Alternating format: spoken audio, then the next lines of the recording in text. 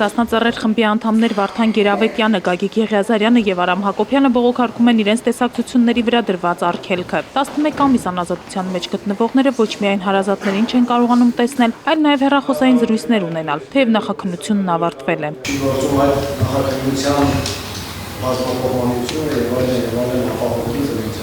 Գտնում որ շատ հիմնավորված խողոք է եւ ակնկալում եմ որ կարգեք բողոքը, քանի որ ինչպես ասեց երկակոն նախաքննությունը արդեն ավարտված է մեր երկուսից, մեր տղաներից շատերին նպաստել են տեսակցությունը եւ իմաստ չեն գտնում Հայաստանի ազատ քաղաքացիներին ևս մեկ անգամ փակելով հարազատներին տեսնելու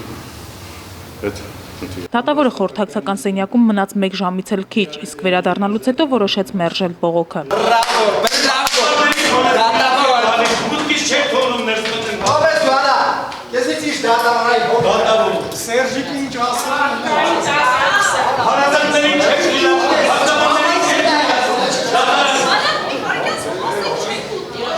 Այսօրվա դատական նիստին ոչ միայն դատախազը, այլ նաև պաշտպանները չէին մասնակցում։ Փաստաբանները հրաժարվել էին դատարան մտնել, երբ կարգադրիչները ցանկացել էին զննել նրանց պայուսակները։ Դատավորին չեն զննել մուտք գործելուց վարչական շենք եւ ես չեմ հասկանում այդ խտրական